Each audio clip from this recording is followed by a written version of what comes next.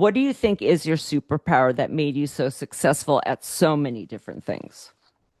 There is no such thing as a superpower. I think showing up, liking it, going for the ride if you want. You got to love it. You don't Yeah. do things because it's a lazy necessity. I think you do it because you feel you're learning or it's going to be exciting. I just feel the enthusiasm that after a day of saying somebody explain brocade or tell you that they have a whole new way to do belts, it's like, good. I didn't go out to find that out. That's great. And then Right. I want to run with it because I think this is the beginning of something. If you respect the person and if you have that, there is no such thing as a superpower. I think if you engage with them, you might find a lot of good things. I'm Jill Demling, and this is Going Rogue. Today's guest is Candy Pratts Price. For decades, Candy has shaped fashion from behind the scenes. She's the woman who transformed Bloomingdale's windows into cultural spectacles, pioneered digital fashion journalism at Style.com, and served as Anna Wintour's right hand at Vogue for years. From Washington Heights to the front row, Candy built her career on a simple truth. Fashion is entertainment, and our job is to sell dreams. She's been the bridge between worlds, translating high fashion for television, bringing magazines into the digital age, and proving the most powerful voices aren't always the most visible ones. Candy believes in being out there and making things happen, and her philosophy, pure New York energy. You get up, leave the house, walk in the room, and say, this is it. Today, we hear from fashion's ultimate insider as Candy Pratts Price goes rogue. How are you? I'm so happy to see you. You have bangs. I know, and I just cut them, which I should not have. First of all, now that good morning, and I know you have a baby called Story, which is a great name. Yes, I Oh, how do. old is she?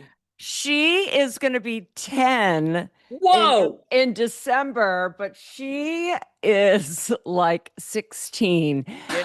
We have to remember we were there also, and we thought things were, boring. Yes, yes, I true, did, but I true, can't true. believe I haven't seen you in 10. I know, but it just feels like yesterday. It's just so funny because I mean, it's different. It was like a time period that seems really long, but like Grace is someone that I see quite often. But just like reconnecting with like Phyllis and Tawny, it's been fun. So this for whatever it is, what I've enjoyed is reconnecting. Excellent, excellent. And with Well, good for Billy, it you. was like 5 hours with Billy Norwich. That's someone I hadn't seen as long as you, probably, you know. Oh, all right. And thank you for sending over the overlay questionnaires. You hit me with your questions, and I will be as honest and as delightful for you because I've always enjoyed your company at the office. Thank you. Yeah, I Remember figured. your Yeah. office. I had to go all the way back there. Yes. And I remember all your giggles with Edward, all your Yeah. plotting that you were always trying to do to get celebrities. And I was right across from Anna. I go, they're up to something. They're up to something, I know. you I know? know. We And that had was where to. all the moments of like, oh, Bruno Mars is going to be the surprise party after. And everybody's like really freaking out. And I'm going, oh, those two. Yep. Yep. Yep. And she, Well, of course, remember? never asked me, but, No, never. it's so funny because with the Bruno Mars, I remember bringing him in and Anna saying, Jill, he's shorter than Harry Potter. And I was like, he's going to be a star. And I mean, hello, it's Oh, Bruno Mars. I can't even find him. Like he's no. so, And that was so cool. That was the right time. yeah, I know. Edward would be like, can you go in with me? I'm like, you're like a grown man. No, but we did some fun stuff. I have every issue. So it's been kind of fun. But I think with you, my setups and questions are more for the listener. You can just go. I don't want to interrupt and do follow-ups and stuff like that. But I just feel like with someone whose career it is so large in the sense of how much you've done and how different and connected each piece are. My questions are more for the person listening who cannot believe that they're going to get to hear from you because you're not out there that much. On purpose.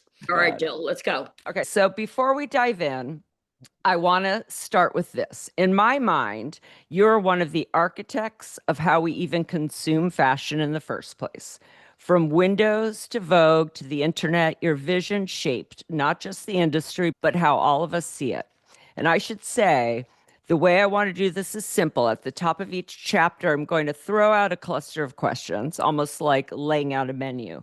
Then I'll step back and let you take it wherever you want.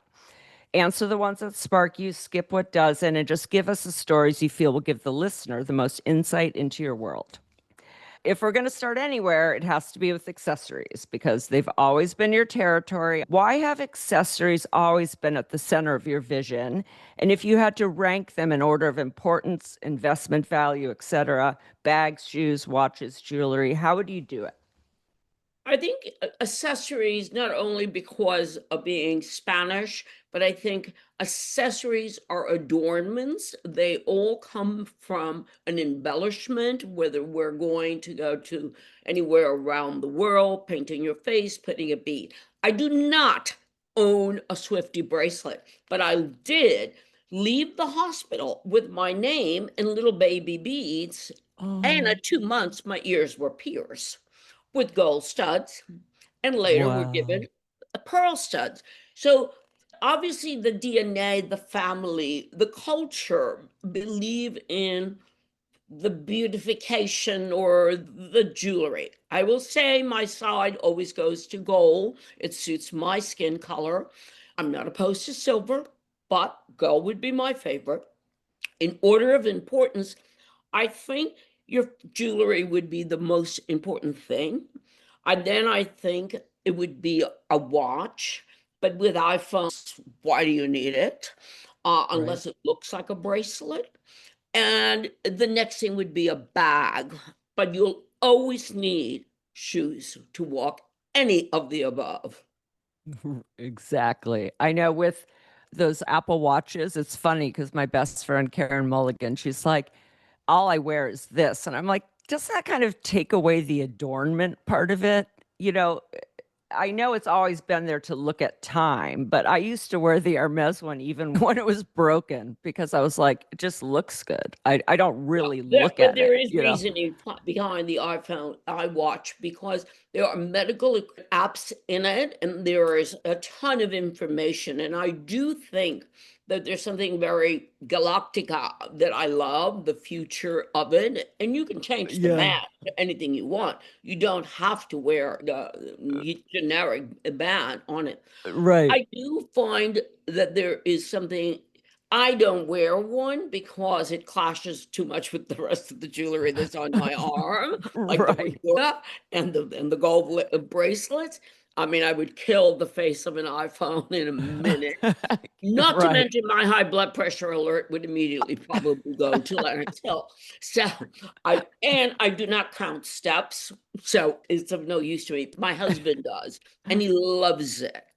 And he Yeah. likes it. I mean, I guess it is better when people are like checking messages instead of like in the middle of lunch. They can kind of just look at the time and see if Anna Winters texted them, you know. So there's something about that. But your voice has always carried the kind of weight that could set the tone of an entire season. Before we dive into your story, there are two quotes of yours that have become legendary in fashion circles, both captured in documentaries about the industry you helped shape. The first is from Isaac Mizrahi's Unzipped, when the cameras turn to you, the formidable Vogue fashion director. You simply state, I'm not fond of plaids, turn the camera off. The second is from the September issue. September is the January of fashion. That wasn't just commentary. You were, as one critic wrote about Unzipped, a player who drives the plot and colors the story. Those moments capture the authority of fashion's golden age, when editors had real power, when you could shut down a camera, when your opinion shaped how the world understood style. And your philosophy has always been equally sharp and direct. Over the years, you've said things like, I wanted to be at the top, live a glamorous life, and be financially independent. It all begins with the shoes. I came from display, and we all know what display is about. It's entertainment. At the end of the day, our job is to sell. I like the speed and pace of fashion. I like making things happen. I'm always a fan of the surprise. I may not like things, but I love seeing something I haven't seen before. Advice to young people, you say? Well, work. Don't just look at the screen, go be in the arena. And you have to go out and be out. And then there's the one that has always stuck with me. This is it. You get up, leave the house, walk in the room and say, this is it. So, about the last one, what does this is it mean to you? And how has that philosophy guided the way you've moved through fashion and through your life? The this is it came from when I was 15, 16 years old, and my mother was terribly glamorous and went to the beauty parlor all the time. She was one of 12 siblings, and beauty parlors and rollers and things. So no one could be casual about anything. I mean, there was always tons of people around, and you came into the room full on glam. It doesn't matter that we knew each other. You were my uncle, my grandfather, my godfather. It does not matter. You're invited. You walk it in and you walk tall. And as I wanted to go out, she said, make sure when you go out and you walk in that room, you hear the sound of chairs turning. That means this is it. You got it. And it obsessed me to go out wearing something that when I walked in the room, you would hear that sound up in those days in a club, chairs turning around, eyes turning around and saying, who's that? What is that? How come that? And I think that's became somewhat of a way for me to say, this is it. I just found this isn't, the book cover is great. I may not read the book, but I love the book cover. And this, I think, is going places. And by being at Vogue, and particularly in features meeting, when there were all those incredible people like Julia and Dodie and Jeffrey, and I was so privileged to be included in that. You heard about coffee from Jeffrey, and I thought, ooh, well, brown pearls, I'm going to go for it.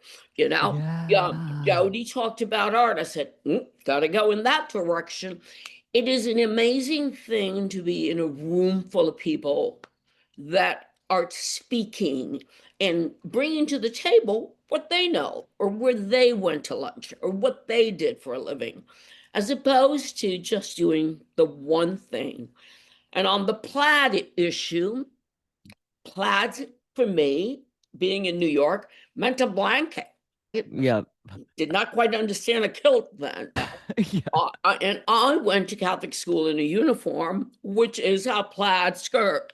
And I thought, got to get out of this look. Exactly. Yeah, and you're wearing it every single day. I just love the this is it thing. And I remember I could hear you when I'd call you and say, Anna wants to see you. I could hear the bangles and the bracelets. I could hear you talking or laughing down the hallway. There's a presence. And I agree with you about being in those rooms. We have influencers now, but that room is full of like professors of what they studied. Andre could talk about a bolero and tell you the whole history of it, or a Hamish. Everyone knew so much about what they knew, and it definitely not things I knew, but the passion that people would speak about those one or two things.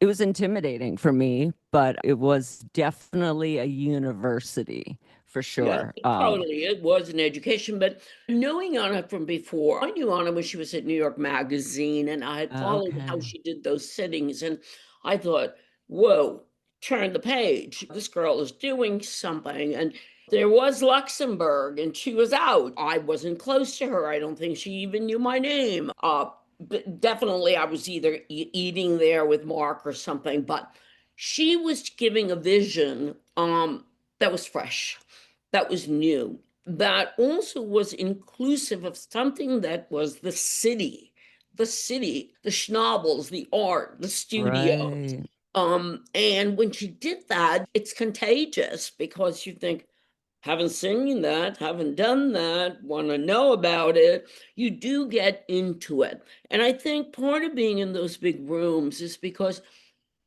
the room was a collection of amazing authority. They did not Exactly. get invited to be speaking in that room unless they'd done their homework. What did you learn when you went to Columbia and tasted coffee? Who's the next Right. artist?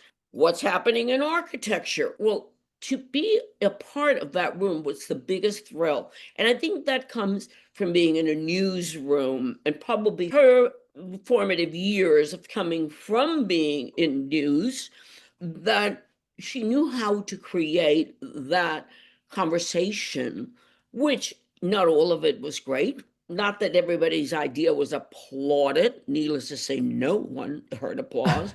But Right. you sort of thought, I'm going to say whatever I want to say, and it all happens to be your mood at the moment. And yes, Andre could give you a dissertation on Bolero. And Yeah. needless to say, if you left the room later, there had to be a reason why he spoke about Bolero. And perhaps he had been speaking with Oscar.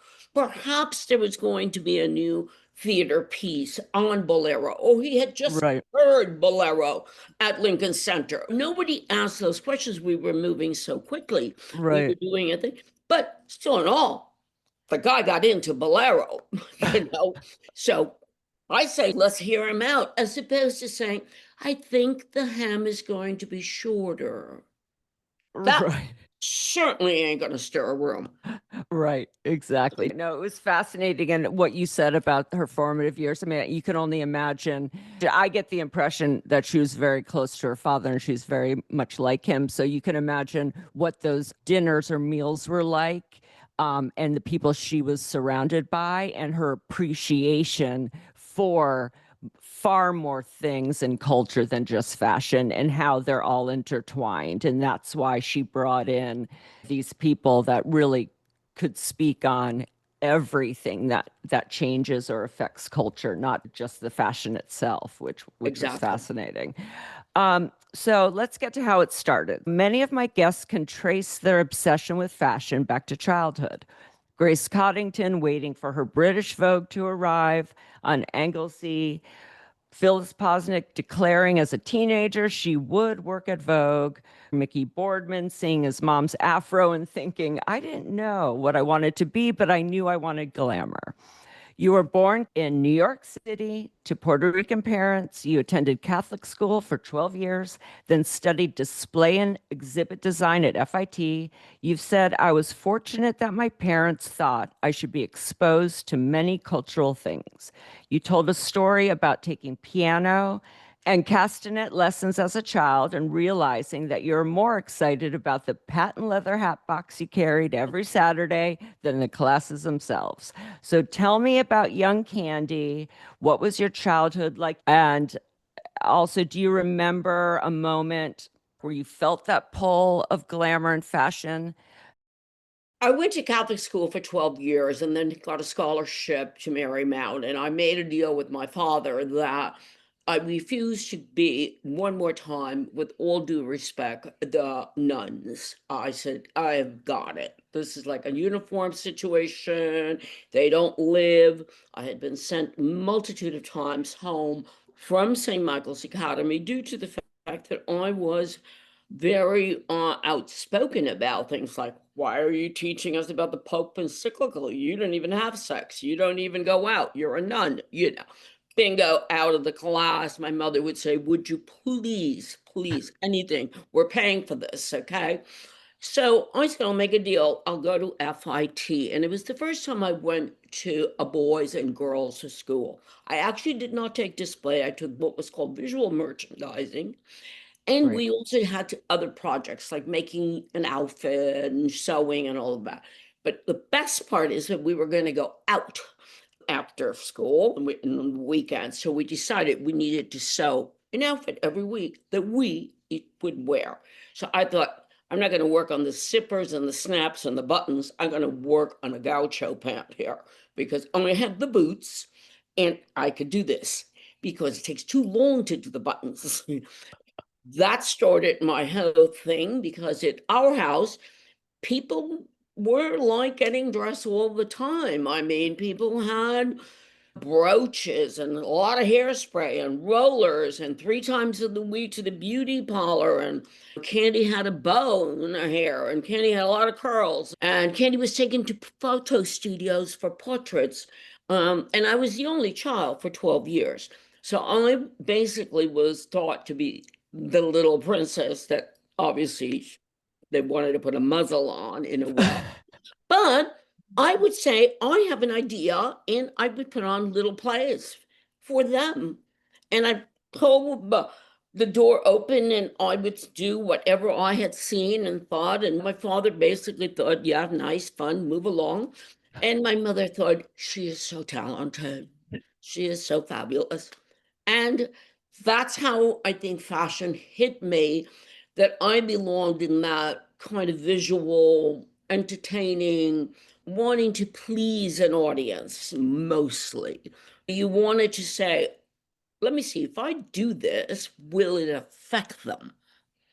And I'm Right. ready to take the booze and the applause. It can happen.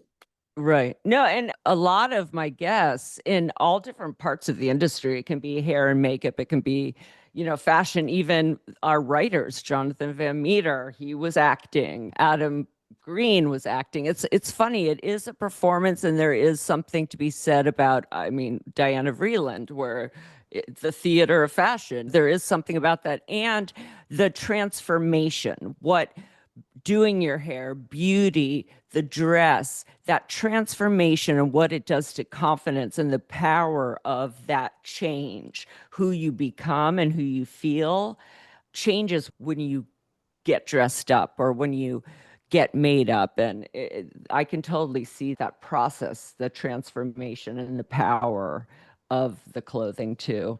You've said it all begins with the shoes. A pair of yellow shoes in a Fifth Avenue window pushed you to ask for your first job. Your first job was as a greeter at Bergdorf Goodman after having been an intern there when the Goodmans were still in the store. Then your big break, the opening of the on Fifth Avenue in the early 70s. You started as a saleswoman, 11% commission plus wearing the shoes. I was in heaven, you said. When the window dresser quit, you asked for the job.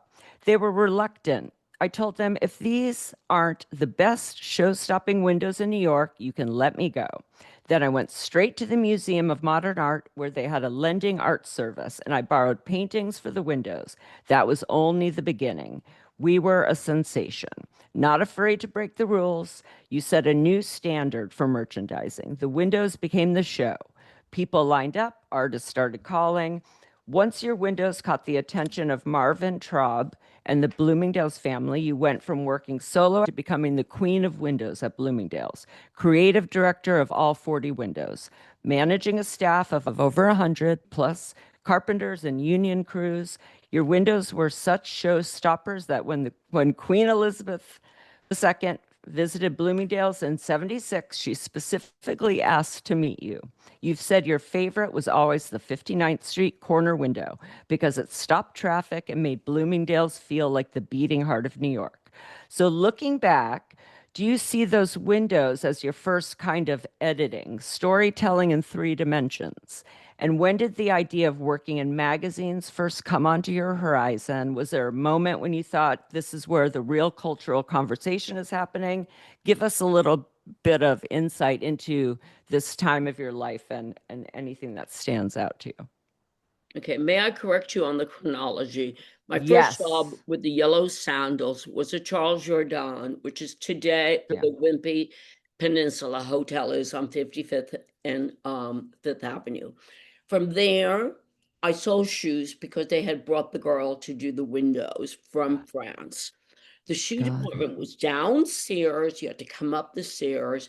And we took care of some of the most unbelievable customers, including at the moment Jackie Kennedy, Cher. I was the only one that spoke English. Most of the girls were oui, madame. They were brought from Paris. It was an amazing place to work. They sent us out for hair once a week. We wore hot pants. We wore boots. Oh my And God. they gave us 11% commission, which I thought, what is it? We didn't even know. From there, I went to become the public relations director for Charles Jourdan and worked with Guy Bourdin. And then from there, I was given the windows, and Marvin Traub and Barbara Darcy spotted it because there was Bob Curry, there was Benzio, there were a lot, Jane Moore, the king of all windows at Tiffany's. All the windows were now getting an enormous amount of attention. So they came and offered me a job. It was every floor in the store, plus all 33 branches, of which I thought, and that would mean what? And they said, well, you got to go to Short Hills and you got to go to Manhasset. I thought, that's going to be a problem. So I hired someone that would be my branch manager. And I said, Joe, I don't drive, number one. And we got to get there. We'll go up the escalator and down the escalator waving. Okay. That is called a visit. That is called a visit. I cannot spend too much time out of Manhattan. It makes me nervous. So we did that. We were incredibly successful. Marvin Traub was the most embracing. I mean, he was incredibly generous. He was open to talent. He wanted it. He was the pioneer in retailing. He was the Barnum and Bailey because nobody wanted to go to the East Side. He got Saint Laurent in the store. He got Sonia Rykiel in the store. We did all the shops. We opened up Ralph Lauren. We opened up that home makeup floor. It became a destination. Wow. So they said, we got to go to India. I said, oh, that'd be good. Took me to India. Love India. I love India. I've been there 3 times. Then we went to Israel. I said, never been there. What do they make? They got Gore-Tex, which was the bathing suits. They had glass. I went and stayed at kibbutz. I learned the culture. I went to the Jewish Museum. And at that point, after going 3 times, I was dating my husband of 40 somewhat years, and I had not had a vacation. So I said, I haven't had a vacation. And so Mr. Traub said, okay, you can take 3 days in between Israel. Okay. So I said, fine. But little did we know that there was no peace treaty. You could not go directly from Israel to Cairo, which is where we got married at the American Embassy. So we had to go to Athens, spent a day, went to Cairo, went to the American Embassy, got married, stamping. Chuck can have as many wives as he wants. We have the marriage certificate. I can have nothing, which of course my father made sure to correct as soon as we got back to America. And there we were. And I came back to the Jewish Museum to bring back the Warhols. And I sat in the room and I said, guess what? I got married. And they all went, what? And I said, I did. So in fact, Bloomingdale's felt that they were like my parents out of this wedding. And that's how that whole career went from being in windows, working at Bergdorf's, in the information booth where you were not allowed to stand. You had to sit in a stool, wait till the customer arrived and pop up and go, welcome to Bergdorf Goodman. I mean, today that would be illegal, I am sure. But we did it. And from there, I became the assistant buyer to a fabulous woman. Her name was Louise Tacconi. She was the cosmetic buyer. And they were opening up BG. And since I was still into my gaucho and turbans and being very Saint Laurent, they thought, well, this one probably could go to the 5th floor. And I went to the 5th floor. I also did one of those modeling jobs that Bergdorf's used to have. They call them Christmas angels. And you walk around with a card and an outfit. So every morning you would walk in and they have a rack called candy. And I kept wearing the same outfit, the black turtleneck with the pony skirt. I never changed it. And they finally said, there are 6 different changes. I said, I really love this one. And I would walk from the 8th floor down, and I became a Christmas angel because Bergdorf's had this amazing service where people would send their Christmas list and the angels would do it. Oh And my the God. Goodmans owned Bergdorf Goodman. Mr. Goodman was married to Nina Goodman. She had a gallery and did needlepoint on the fourth floor. And I was now in the bridal section. And I would walk over, and since I speak Spanish, I said, I want to learn that. And she taught me how to needlepoint. I mean, And I know that I was was my, going to bring them up because I know you were close. It's like everyone embraced you. It's really amazing because, well, I experienced sometimes women being not as welcoming to other women, but it's almost like everyone wanted to adopt you right away. It's just amazing, to walk in and just have these incredible relationships with pretty much everyone that you worked with. I think, It I think the enthusiasm maybe was noted, and the fact that I was here to do the work. I didn't ask for a favor. I'm just right, saying, I want to know that. right, I never said I want your job. I said I r- want to know that. right, exactly. That's what I want to learn. I mean, it's amazing. So let's get to the magazine era because Okay, this could be a 24-hour it podcast cannot. interview. I know. Okay, so you'd conquered Windows, but Windows are just the frame, and soon you wanted to be inside the magazine itself. As I mentioned, Going Rogue celebrates the golden age of magazines. Many of my guests have talked about how central magazines were when there was no internet, and of course, no social media. Vogue and Harper's Bazaar were the cultural authorities that shaped how America thought about fashion, beauty, and lifestyle. Your first magazine job was fashion director at Harper's Bazaar. Is that correct? That is 1980, correct. 1985. How did that job come about? And what was it like stepping into that world? Did you feel you had found your tribe? And is that where the real cultural power lived? After my 4 years at Bloomingdale's, I then left to make a movie called Lady Beware, which stars Diane Lane, which has a lot to do with what I did in the window. I actually hired Patricia Fields to be the costume director at the time Wow. because I didn't want to be a part of it.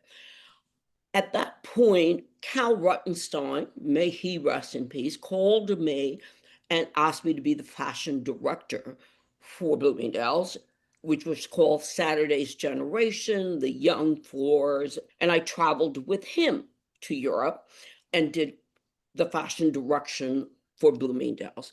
At that Got it. point, Tony Mazzola, of which I believe Miss Winter also worked for at Harper's Bazaar, hired me. And I must say, it was not the most pleasant experience, but it was magazine. There's great people like Elisa Santisi was there. Yeah. There were great people there and great photographers, but it came from retail to magazine. And I'm not exactly the biggest fan of being a sittings editor. And I believe Anna also was dismissed from that job at Harper's Bazaar. And then after that happened, Anna had now reached Vogue. And Right. so I came in 6 months after Anna was hired. Andre suggested that I go get interviewed. And he said, I think she should see you. I think you should meet with Anna. And I thought, fine. Well, of course I would. Who wouldn't? First I knew what she did, and there's that Right. wonderful word Vogue, and the cast. Polly was still there. There was a Carlene. There were people that you thought, oh, this is going to give me a lot more information. I mean, I want to be around those people. They look, Right. they know what they're doing. And Well, let me input something now that we're going into the Anna part, because just doing some research on this, when you were hired to serve as accessories director, so this is 88, at the time, the press noted it as a bold appointment. Both you and Anna were rising figures, and she saw in you a unique vision and strong accessories expertise that aligned perfectly with her plan to revitalize Vogue's fashion coverage. Your hire was seen as part of Anna's larger transformation, her strategy of pulling the best talent from rival titles to remake Vogue in her image. So I just wanted to put that in there because there are articles I found about you being hired away by her, and it was a big deal. So you continue to talk about kind of Vogue, and you mentioned earlier you had known of Anna, but everyone I've talked to remembers that first interview. I actually did a mini episode on everyone talking about meeting Anna for the first time, and they always remember what they wore, by the way. But having worked for Anna for 20 years, I know the speed at which she operates, and I have a feeling you probably loved that and fit right in, and that naturally your personalities aligned. So I just would love to know the differences with Harper's. At that time, she's also starting to take the big photographers from Harper's. So when you were at Harper's, you mentioned it, but you had the best photographers there at the time. Tell us a bit about Anna, that first interview, and just the early years when you were doing accessories there. I wore a red Saint Laurent suit with big brass buttons on it, sort of short. I knew that things were to be quick, as I like. I mean, let's get to the point. Ask me the question, I'll answer it. Let's go. She's not here to hear about how you got rid of brown spots or how you do your hair. This is not interesting right now.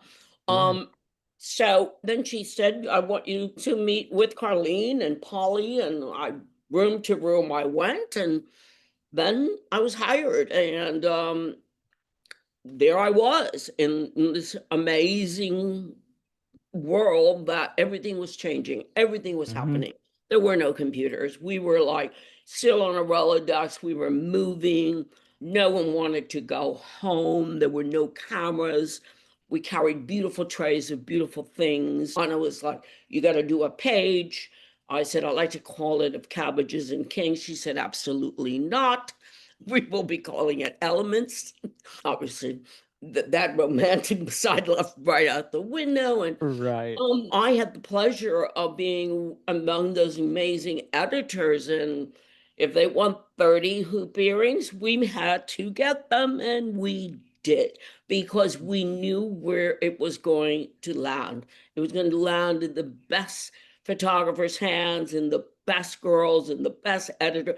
And those pages were going to look fabulous. So when everybody was like in that feeling of the mission is right, and I want to be part of the successful mission, you got a team. Right. And it was a quiet fire team. Nobody was yelling this out. It was all understood. We're here to make it big. We're here to make it special. We're here because we are that good. Right. Grace Coddington was talking to me about when she worked under Anna briefly at British Vogue and then came with her actually on her first day to American Vogue. She was first intimidated by the business side. Anna was very much aware of this as a business. This wasn't just beautiful pictures. There was something bigger. So I would think your experience in retail and all that you had done with the retailers and the different stores and display, especially, that you were the perfect fit because you understood it was a business too. I think that was one of the biggest changes was, or at least that Grace talks about, was acknowledging that it's a business first. Let's be real. We have to sell clothes. That's why we're here. So did you feel like you understood her mission right off the bat? Yeah, I don't think it was that mundane to say we're here and sell clothes. I think it was Right. we have eyeballs, and we are the people that are going to expose them to the world. We have the advantage of seeing and directing and influencing and talking. And I do feel that everything is business. It's a denial to say that it isn't a business. I mean, we wouldn't be doing what we're doing unless there was electricity. That is business. And an internet, there is business. There wouldn't be Zoom unless someone had created it, and how it's handled. It was never dictated, you have to do a thing. No way. And Right. that I will respect forever. Mm-hmm. Nobody was ever told, you better put this in. At least I never had that experience. Um, Right. we offered all the hoop earrings from everybody to a Grace or to a Phyllis or to a Carlene. We hoped they would use the one that was an advertiser, but we never Right. dared No, of say, you better course. use this. No, This of was course. not a bargaining table. This was still totally art and aesthetics. Right. No, but that leads into my next question because in that era, Vogue's authority was unmatched. You, Anna, and Andre were essentially deciding, you guys were deciding what America would look like, what was in and what was out. I mean, it's widely believed that Anna worked to kill the grunge movement in the 90s. And that's not because a retailer or anyone told her, but are you are dictating the trends, right? Do you think that kind of cultural authority still exists anywhere today, or at least at the level that it did when you were there, especially in that position at that time? You guys were shaping what women wore, what readers wore. You were making that decision by what you loved or what you featured, and we followed the professionals, basically. Do you think it still has that importance or that power? I think everything culturally has completely changed, as we know, from certain areas. Things are not looked at in the same way. I think if you're going to do it as a magazine, from the level of a magazine, we weren't so much telling people what to wear. We were opening up these pages where you thought, oh, well, I'd love to get that, or I have a pink dress. The way it was done was aesthetically pleasing to the eye. It was Mm, not of, a of fight, course. and it was not a force. It was, yeah, wouldn't you like to look like this? And I don't think this only began with us. I mean, you Of can go course. back to the great Vogues and covering theater and who was seen and who isn't seen. And I just think that today I may include the fact that there needs to be more of the troops, our people, the editors, going out there and meeting with the designers or seeing the museum exhibition or going to lunch with, the new CEO of something and saying, what are the plans? What are the plans? What do you expect? How do you Right. see it? I don't need a 10-year plan. I just want to say, are bags important? Same questions you're asking me. Right. But what they do is send me the JPEG. Give me a Zoom, you No, know? I know you said in the September issue, you described Vogue as a Bible in the fashion world with Anna as Pope and Vogue as the church. I mean, I totally see what you're saying, though. It's not, and of course, you're not saying this is the trend, but there is an authority there where I think with influencers, this whole influencer world, do they have the authority? It's like I would rather study from someone that has spent years learning what they're teaching, right? Who has gone around the world. So when you put accessories out there, I am seeing the best of the best from someone who knows a lot, right? Versus just selling something for the sake of selling it. So that's what I feel everyone there, and this goes back to us talking about the people in the room, they knew what they were talking about and they had seen a lot. And so what we are getting as readers is the best of a lot, right? So Exactly. yeah, exactly. So okay, so let's get to VH1 Vogue Fashion Awards. So by the late 90s, you'd already conquered accessories and magazines, but then came something bigger, literally a stage. The VH1 Vogue Fashion Awards were where fashion met full blown spectacle. And that's when I worked most closely with you. I remember those meetings with John Sykes and Lauren Zelaznik, the pressure, the chaos, the spectacle. For context, in The fall of 1997, you left Vogue to join Polo Ralph Lauren as VP and creative director of women's accessories. Then in 1999, Vogue struck a 50-50 partnership with VH1 to relaunch the Fashion Awards, and you were brought back as the show's creative director, the insider who could give it fashion credibility.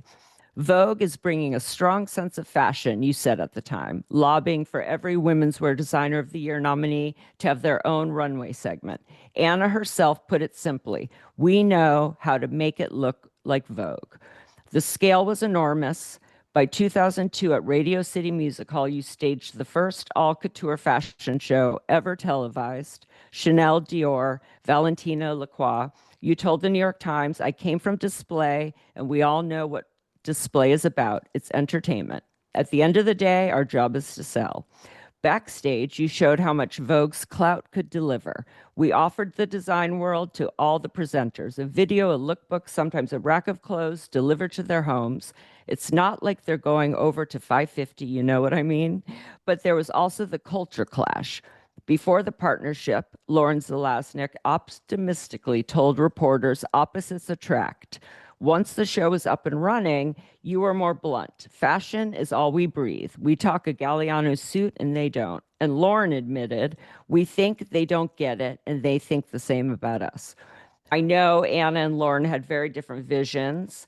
One year I remember we wanted Chloe Sevigny to get best dressed, and the VH1 team said their audience didn't know her. So I do very clearly remember kind of the push and pull.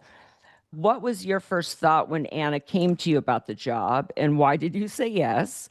And how did you navigate that tension between two worlds speaking completely different languages? And looking back, what was the greatest learning you took away from those years?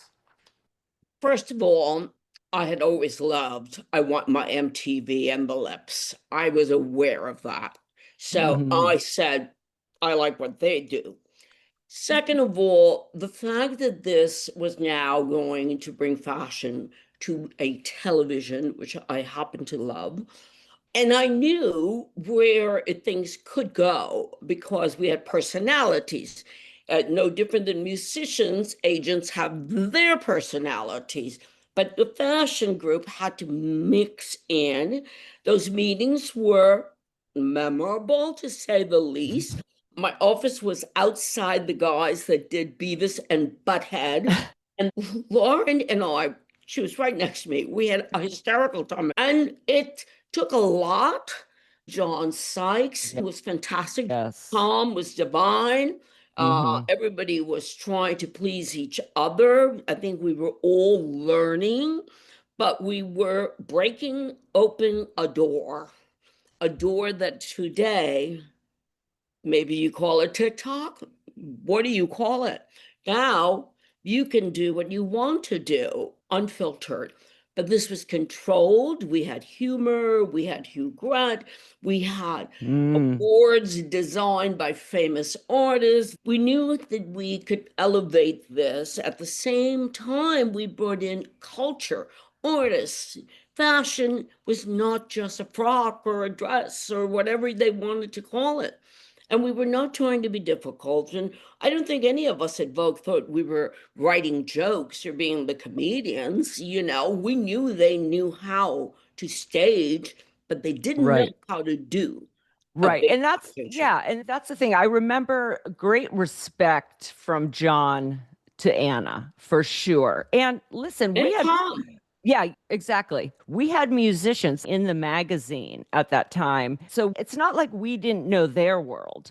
I think, maybe not the technical aspects of television staging. I mean, you did because you came from that background, but I felt they didn't have as much appreciation of fashion, but we were knee deep in celebrity at that time. So that, and then I think about today, I'm watching La Roche on Project Runway, and you see Top Model and all these shows that are mixing fashion on television. We're the pioneers on that. I mean, Anna certainly knew.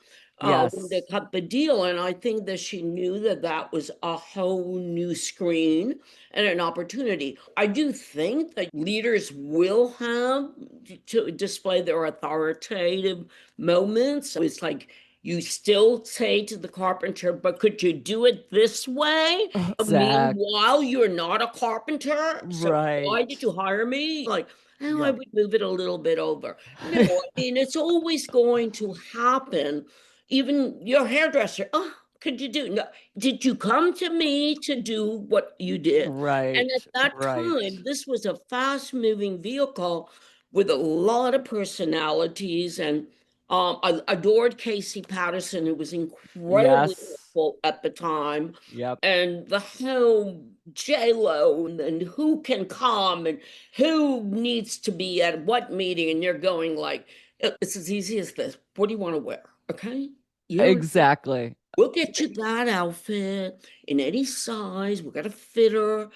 But why are we overcomplicating this thing? We do this for a living. Right. No, and I think that it's funny because it's on a larger scale when we're thinking about in later years with the magazine, who is the reader when we started testing even the cover stars and all of that. The who was watching CBS, the overall network, that I think was the trickiest part for us, relying too much, them thinking too much, which they have to, the viewership, right? And who the person sitting at home watching would know versus let's show them like we do in the magazine. They don't have to know them. Let's show them and then they'll know them.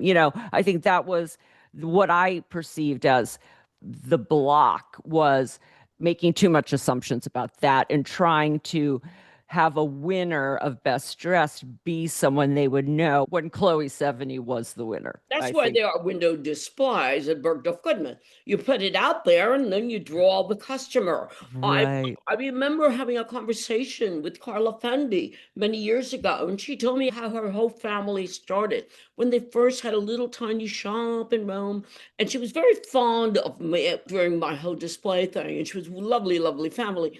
And she said, at night, my father would put these pieces of fur out, and the women were walking. And then the next day, they would come in and buy Persian lamb or all these obviously not Yeah. acceptable items. And Right. she said they were shopping from the window, and that's what you do. And Oh, I thought, she got it. yes. She got it.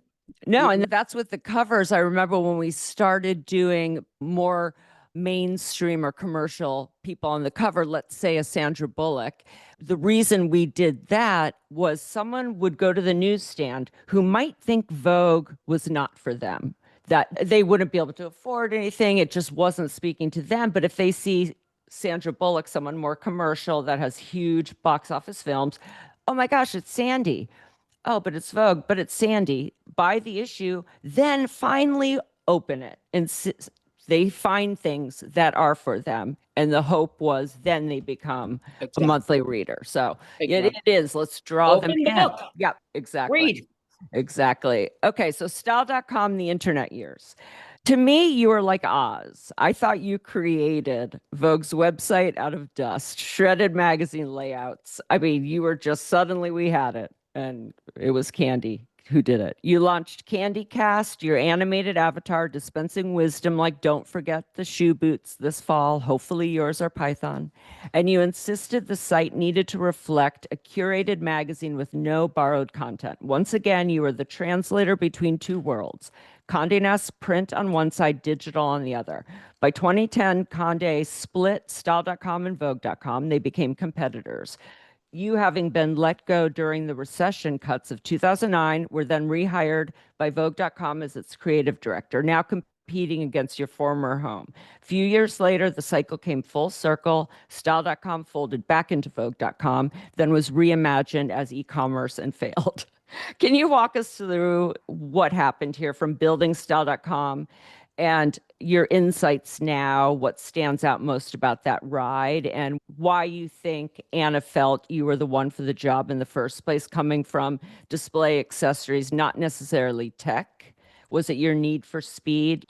I think When Nana asked me to do style.com, it was the beginning, and there had been a crash on the net, and the new houses kept style.com, which was wonderful and generous of them. And at the time, the runway shows were only being shown, I believe, New York Magazine. And I said, this thing needs to be a magazine. Let's erase how the electronics are happening, but it is a magazine. We have a point of view. We have legitimate editors. We have Nicole. We have Laird, a historian. You had people there. We had an art director. And by the way, still Vogue and W at the time. Then that separated. The math that occurred during that is it is very hard to knock on a door and request advertising for the magazine and this other thing called style.com. Okay. So the math wasn't working for the publishers. As editors, we were doing what we wanted to do, and we decided, let's edit the fashion runways.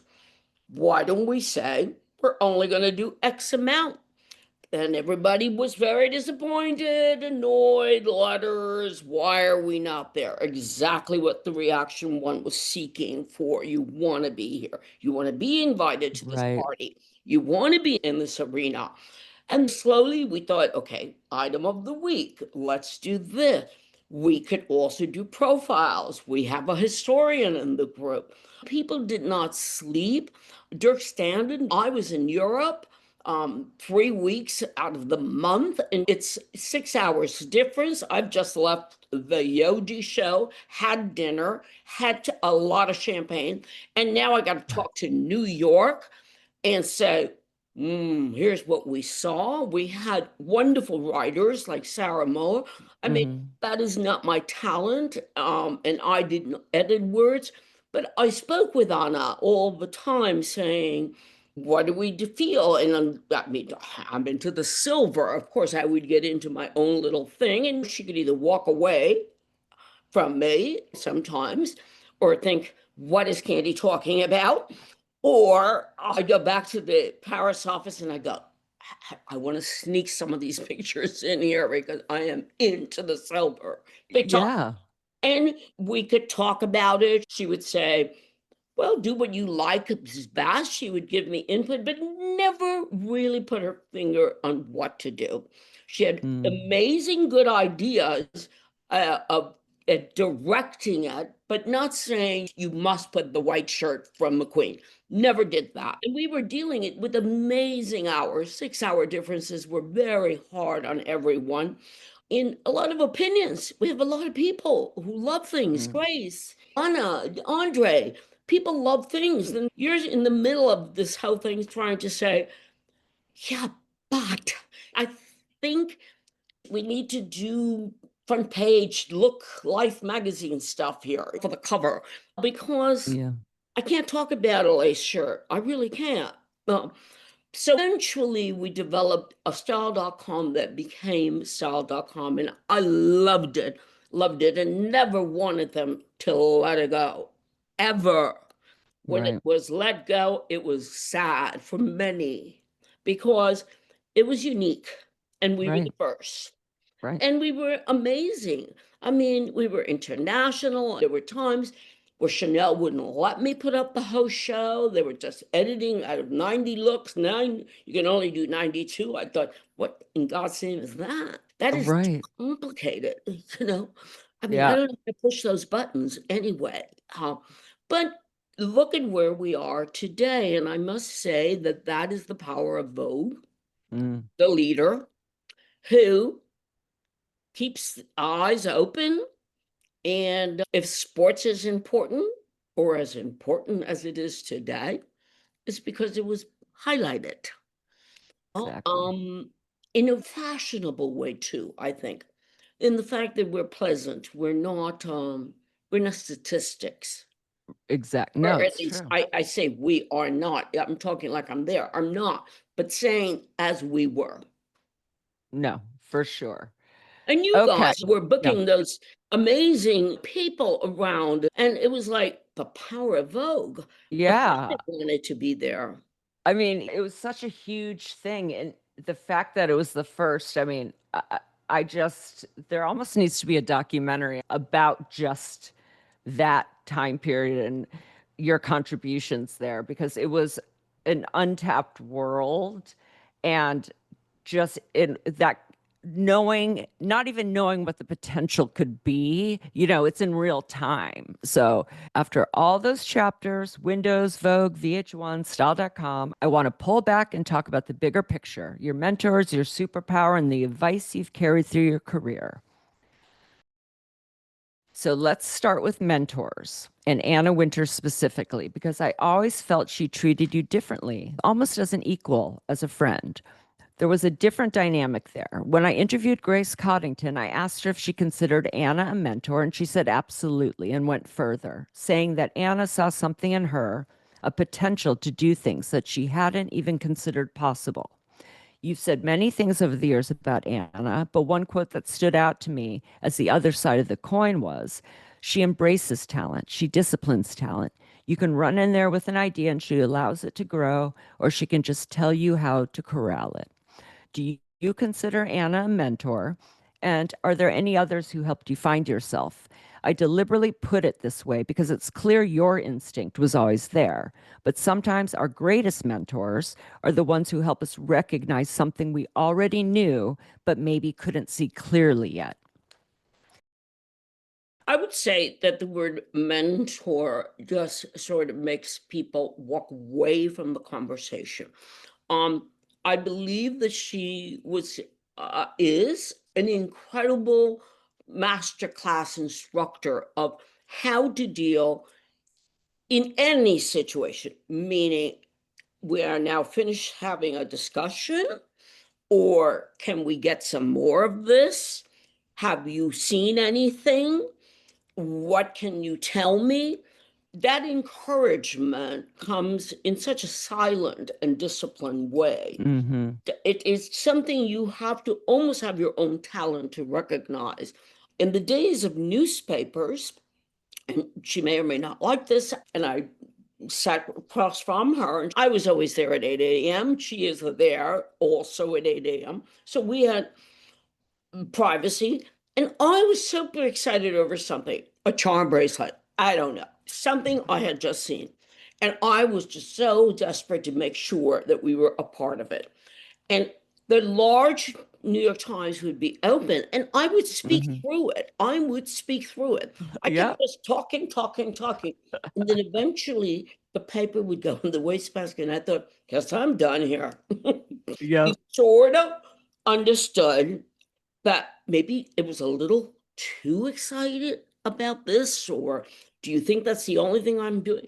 I have no idea, but I do remember that I didn't feel insulted immediately, but I thought, Lord, I wonder if people ever do that. I mean, you can put it down and say, get out, No, I know. Listen, I'd go in there and pitch people. Once when we finally got Cameron Diaz back, I called her at night and she's like, Jill, can we speak tomorrow? And the next day I was like, oh my God. She's like, Jill, I'm sorry that I wasn't able to share in your excitement. I was just in the middle of dinner. But I was like, so am I boring you? Yeah, she was never going to be like, yay. But but exactly what you said. You'll see her eyes. You'll see if a little smile, the way she looks at you, like you'll know when you get that. It's not a gold star on your forehead, but it might as well be. Like we understood, and that was the best feeling ever, right? Okay. So I always ask my guests, what is your superpower? But before you answer, I want to bring in what others have said about you. Diane von Furstenberg once said, well, first of all, I've known Candy for 30 years, and she's always on the cutting edge. She embraces talent, she disciplines talent, and she's very much hip on this. And then you have the other Candy, who's a great cook, who has a wonderful husband. She's a real mensch. Designer Zach Posen said, "It's serious, my love for Candy. There's exuberance and joy. It's fierce. The moment I met her, she was in my life and a joy and a good friend and supporter." Francisco Costa put it plainly, she's an icon. She has this love of fashion, and we really need excitement that's genuine and loving for fashion. So, with that kind of chorus around you, what do you think is your superpower that made you so successful at so many different things?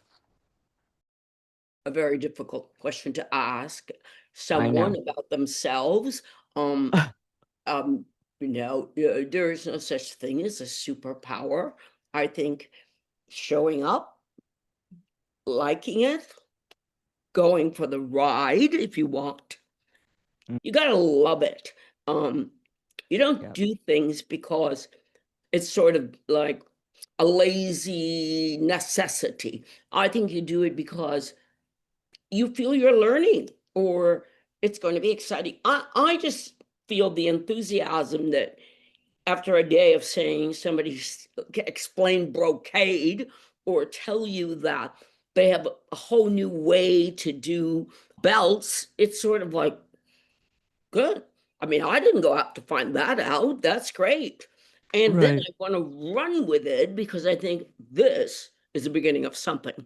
If you respect the person and if you have that, there is no such thing as a superpower. I think if you engage with them, Mm, you might find a lot of good things. exactly. Okay, this is the last question before the rapid fire that I Good, didn't. good, good. Okay. You've given so much advice today and in past interviews, some of my favorite quotes. You need to be curious and you need to have passion. It's a cliche, but it is true. Don't just look at the screen, go be in the arena. You have to go out and be out. This is it. You get up, leave the house, walk in the room and say, "This is it." And most recently, you need to take fashion out. You're not going to sit in your living room with a dress alone. That advice feels especially relevant now. COVID made going out optional, but in your years, being out constantly at shows, at openings, at dinners was crucial. Do you still feel that way now? And what's your advice to those who want to build a career in fashion media at a moment when the platforms, print, digital, social, are constantly colliding? Going out is still very important. I do not go to shows. Some I am invited to, some I'm not. I don't see a reason for me to be occupying a seat at a fashion show where I'm not going to be useful to report or use that information. This week, I went to the Rauschenberg Foundation. It was a fantastic moment on Lafayette Street. I needed to see that. I want to see that. We have a place in Marbella. I love the culture. I love the food. I love the idea, hearing different tongues, seeing the country in a different way, getting away from my news that sometimes can be Mm, very upsetting. But I do have lunch, and I was taught that everything happens at lunch. And then you can run back to the office with the information. And we all know the famous stories of the Four Seasons and Sully and Bob mm, Johnson and Marvin Traub and the Grill Room. Yeah, things that you learn a lot at lunch. It's not exactly the Mad Men mentality that should be practiced, but right. certainly I do think it gives me that time to be able to take the information or the connections, the names, the follow-up. You should listen to this, or you should go to that, or it's terrible to go to this show at Lincoln Center. Oh, I was thinking of going. Okay, don't go there. Then I have Right. all afternoon and evening to figure it out and Yep. edit it out. Okay. Travel, you must see the world, and the world Mm-hmm. is not happening on your TV screen. You go, get out there, eat the food, meet the people, Right. Right. hang out in the Medina. I mean, the news is not where the information is right now. The information is out there, and we have incredible places that I still want to go to. And, Yeah. I No, that think that's Vogue gave perfect. us that. And if you're Exactly. alone, meaning you're not in that team, coffee, the Dodies, the art, then it's in your hands to go out there and find out. Exactly. No, Why are they doing coffee shops at handbag stores? Let's look into it. Exactly. Okay, so at the end of each episode, I ask the same 7 questions What? to all my guests. It's just this or that. AM or PM? AM. Text or talk? Both. Sweet or spicy? Spicy. Subway or Uber? Uber. Spots or stripes? Stripes. Book or film? Both. Top or bottom? Top. All the women are. Last one for you. Shoes or bags? Shoes. So we've gone from your childhood to your yellow shoes and Bloomingdale's windows through Vogue, VH1, and Style.com. At every stage, you weren't just keeping up with fashion, you were pushing it forward. You've spent your career proving the most powerful voices in fashion aren't always the most visible ones. Sometimes they're the ones building the foundation that everyone else gets to stand on. From those yellow shoes to the queen of the internet, you've shown us that true influence comes from understanding the craft, touching the clothes, and never forgetting that at the end of the day, our job is to make dreams feel irresistible. I want to end with your own words, a passage you wrote about learning the value of being authentically yourself. It's not about you, Candy, it's about me. I often heard those words throughout my upbringing as a young Puerto Rican girl in the Upper West Side. Decades from my private school days, I've now realized that it is indeed about me, everything, because all of these moments, every interaction, every detail I've taken in has informed who I am today. All the yous have made me me. After all, it was you who told me stories, you who applauded me, you who dismissed me, you who encouraged me. You sent me out there and you believed in me. It's you, it's me, it's everyone. Together, individually, we give and share and bring forth a newness and potential for a connection and reconnection, a consideration and reconsideration, otherwise lost. Candy, thank you for today. Thank you. To my sweet. Too. Thank you so much. Have a great weekend. I'm so glad I'm seeing you in a screen. We should have lunch. I am just here to for practice what we preach. I would love it. I'm here Okay. for it. You Thank tell you, me. sweetie. Thank you. Have a Talk good soon. weekend. You too. Bye-bye. Okay, that's our show. Thanks for listening to Going Rogue. And be sure to like and subscribe. Today's show is produced by me and Maddie Rosenberg at Radio Free Rhinecliff with assistance from Maddie Kelly. Special thanks to David Vogue for our great graphics and Taras Romanov for our epic theme music. See you next Friday.